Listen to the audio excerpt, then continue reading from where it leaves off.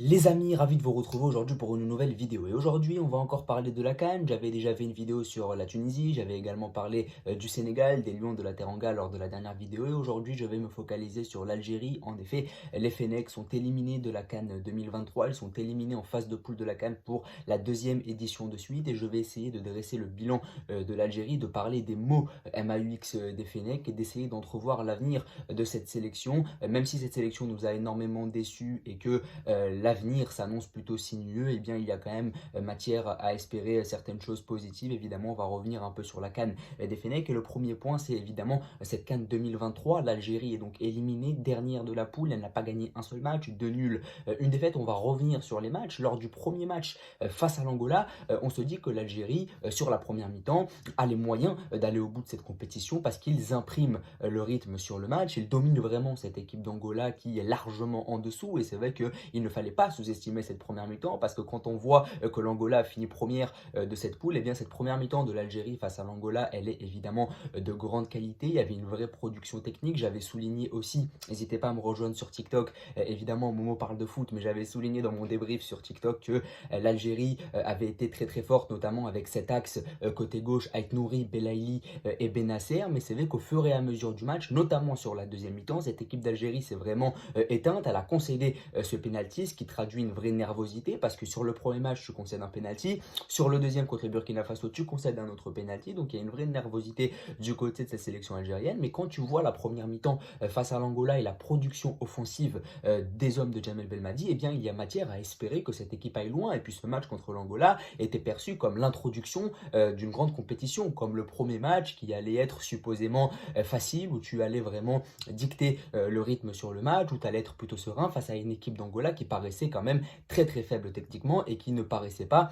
en capacité d'inquiéter cette sélection algérienne. Donc c'est vrai que sur la première mi-temps, on est vraiment, voilà, on a vraiment beaucoup d'espoir sur cette sélection algérienne. Et puis en deuxième mi-temps, eh bien, physiquement, tu déclines. Et c'est vrai que la question du physique, la question de la gestion de la température, de l'humidité en Côte d'Ivoire, elle est beaucoup revenue. L'Algérie nous avait vendu cette fameuse préparation au Togo où tous les joueurs se seraient préparés de la bonne manière au climat très très chaud de l'Afrique subsaharienne. Et bien finalement, on a vu qu'il n'en a rien été puisque sur la deuxième mi-temps, contrairement à une équipe d'Angola qui est vraiment montée en puissance physiquement parce qu'ils ont peut-être eu une bonne préparation, on l'a vu parce que l'Angola a fini première de cette poule, et bien l'Algérie a vraiment décliné. Et même si l'Algérie a une supériorité technique sur la plupart de ses adversaires, et bien physiquement ils ont largement décliné. Et sur ce genre de compétition où il fait très très chaud, où l'impact physique est très important, la technique passe un peu au second plan. Vous savez que l'Algérie est peut-être l'équipe la plus technique du tournoi, mais physiquement ça n'a pas suivi. Et évidemment qu'on a commencé à pointer du doigt certaines individualités qui physiquement n'y étaient pas. Belaïli, même s'il fait un super match face à l'Angola, et bien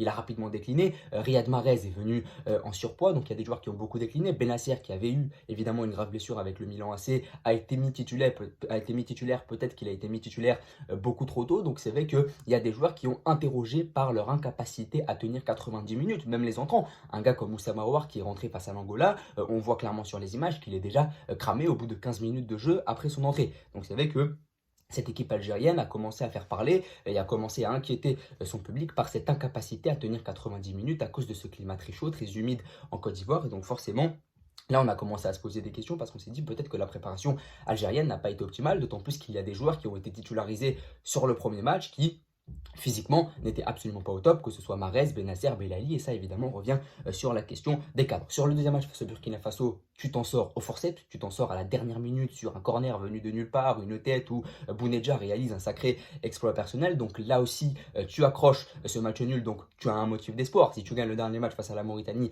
tu es qualifié. Donc malgré les deux premiers matchs nuls initiaux qui sont assez inquiétants parce que l'Algérie montre des failles défensives, montre de la nervosité, montre une incapacité à être efficace et mise beaucoup trop sur Bounedjah, parce que c'est vrai que les créateurs offensifs de cette équipe sont très décevants et surtout il y a une instabilité tactique. C'est vrai que Djamel Belmadi, il a vraiment empilé les joueurs. À chaque fois il a changé d'équipe, à chaque fois il a essayé de nouvelles méthodes, de nouvelles stratégies, de nouveaux changements, et on avait l'impression qu'il n'avait pas son 11 dessiné dans sa tête. Là où en 2019 il avait vraiment son 11 dessiné avec même ses remplaçants à chaque fois. On se rappelle, en 2019 tu avais toujours les mêmes changements, Ounas, Slimani, tu avais toujours les mêmes joueurs qui rentraient. Là Belmadi changeait d'équipe à chaque match et c'était vraiment compliqué de déceler ce que voulait vraiment faire Belmadi. On a l'impression que le fait qu'il y ait autant de joueurs de qualité, le fait qu'il y ait eu autant de joueurs qui soient venus au sein de la sélection sur les derniers mois, au lieu de rendre cette sélection riche en qualité, ça a créé vraiment une incompréhension dans le cerveau de Jamel Belmadi qui, face à tout ce talent, était un peu perdu et a eu du mal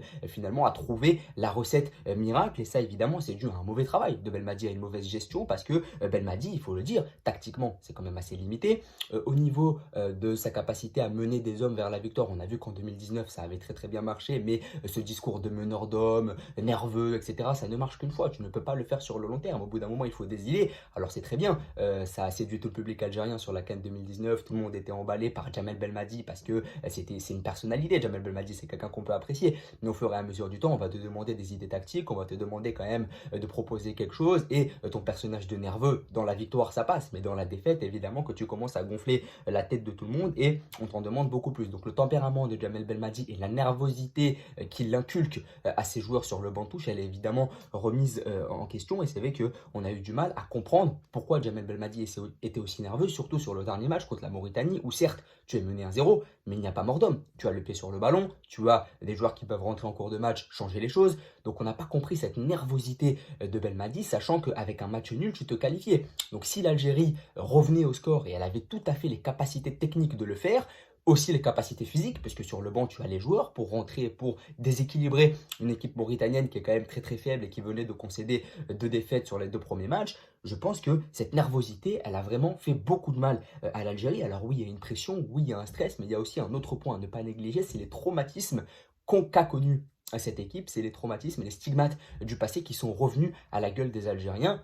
La CAN 2021, tu es éliminé en poule, ça j'ai envie de dire ça peut arriver, on a vu dans l'histoire beaucoup de sélections remporter des compétitions et puis sur celle d'après perdre en poule parce que des fois tu as du mal à te régénérer, parce que les adversaires t'étudient, donc ça peut arriver. On a eu ce barrage de Coupe du Monde face au Cameroun où c'est à ce moment-là je pense que Jamel Belmadi aurait dû quitter la sélection parce que ce traumatisme est beaucoup trop fort. On l'a même vu à la fin du match face au Cameroun, il était complètement dévasté et j'ai pas compris pourquoi il est reparti derrière. Alors oui, tout a été mis sur le dos de cette CAN 2019 et je pense que cette CAN 2019 a donné une immunité de 15 ans à Jamel Belmadi sur le banc de la sélection, mais au bout d'un moment ce traumatisme du Algérie-Cameroun est beaucoup trop puissant et beaucoup trop fort pour que cette sélection s'en relève, surtout que Jamel Belmadi est l'acteur principal de cet échec puisque sa réaction le traduit, et j'ai eu du mal à comprendre pourquoi Belmadi est revenu encore une fois. Il y a aussi une gestion des cadres qui interroge, c'est vrai que Belmadi a eu du mal à se séparer de ses hommes forts, que ce soit Mandi, Ben Sebaini, Mahrez, Belaïli, Bounedjah, qui sont clairement déclinants, même si Bounedjah et Belaïli ont quand même satisfait par leur capacité à mouiller le maillot, par leur capacité à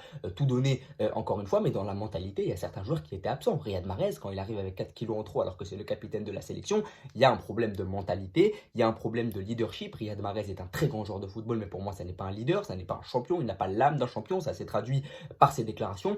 Donc c'est vrai que Belmadi a eu du mal à couper avec la tradition des joueurs qui l'ont fait gagner dans le passé. C'est vrai qu'il y a eu une valeur émotionnelle, une valeur affective très forte, mais le problème c'est qu'en football, même si tu ne peux pas tout chambouler, il convient quand même de faire des changements parce que tes cadres ne sont plus au niveau. Et c'est vrai que Riyad Mahrez aurait dû être mis sur le banc dès le début, parce que quand on voit qu'il a 4 kilos en trop, si tu es un sélectionneur assez décent et assez lucide pour comprendre les choses, eh bien tu mets Riyad Mahrez sur le banc. Et j'ai été un peu déçu de voir que Jamel Belmadi n'a opéré ces changements qu'avant le 3e match. Alors qu'on sait très bien que Riyad Mahrez était en surpoids déjà dès la préparation. Donc si Riyad Mahrez était en surpoids dès la préparation, la meilleure des choses, ça aurait été de le mettre sur le banc dès le début. Alors oui, le peuple n'aurait pas compris, mais Jamel Belmadi, ça reste quand même un bon sélectionneur qui a déjà fait gagner l'Algérie. Et je pense que s'il avait été un tant soit peu lucide, il aurait sorti Riyad Mahrez du 11 dès le début. J'ai l'impression que Jamel Belmadi a un peu attendu que le peuple, que la Vox Populi lui mette la pression pour sortir les hommes forts et pour dire voilà, j'ai fait ce que vous m'avez demandé. Alors que Jamel Belmadi doit faire les choix en son âme et conscience. Il n'a pas à attendre que le peuple lui réclame de faire des changements.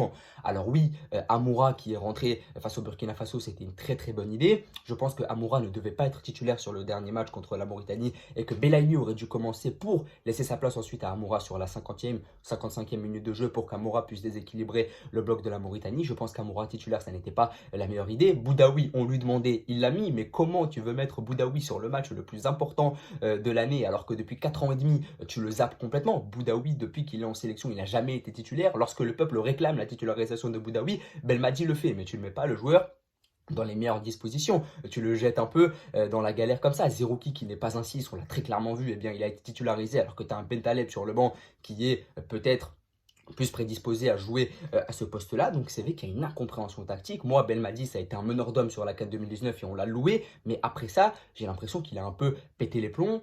Il y a sa nervosité qui est revenue aussi au premier plan. Il y a les traumatismes qu'a vécu cette sélection. Donc c'est vrai que l'échec de l'Algérie sur la CAN 2023 est clairement dû aux idées de Belmadi qui n'ont pas été comprises peut-être par les joueurs, par sa nervosité, par sa frilosité tactique. C'est vrai que ce 4-3-3 avec très peu d'idées de jeu, finalement, eh bien, il ne convient pas à cette Algérie. Le fait d'aller presser haut l'Angola dès le début, lors du premier match, comme des malades, alors que tu sais très bien qu'il fait très chaud, que le temps est assez humide et que tes joueurs ne sont peut-être pas préparés à supporter ce genre de pression, forcément, ça interroge sur la capacité et la lucidité tactique de Belmadi. Donc là aussi, c'est évidemment très très important à souligner. Et puis, il n'est pas parti au bon moment. Il aurait dû partir après Algérie-Cameroun. Alors, comment j'entrevois l'avenir de la sélection algérienne? Je pense que cet avenir est radieux. Si un nouveau sélectionneur arrive et qu'il arrive à avoir des idées de jeu, qu'il arrive vraiment à trouver une cohérence collective, je pense qu'il y a matière à faire quelque chose avec cette sélection algérienne. Parce que là où Belmadi avait clairement réussi à trouver ce parfait mélange entre les binationaux et les locaux, il a clairement failli sur cette CAN 2023, il a clairement failli sur la CAN 2021 à trouver ce juste milieu entre les binationaux et les locaux et à dégager une cohérence collective. Je pense que l'incorporation des binationaux, comme je l'ai dit, n'a pas été bonne parce que tu as eu un afflux massif de binationaux. Donc forcément, Belmadi, qui comptait déjà sur ses hommes très forts de la CAN 2019, a vu cet afflux massif de joueurs et il a eu du mal à les mélanger à ceux qu'il avait déjà. Donc forcément, là aussi, on peut le comprendre. Mais je pense que si un coach qui connaît l'Afrique, qui connaît la sélection algérienne, qui a un peu d'idées de jeu, arrive à la tête de la sélection, il pourra tout à fait fournir un très très bon travail parce qu'il y a matière à faire de très belles choses avec cette sélection.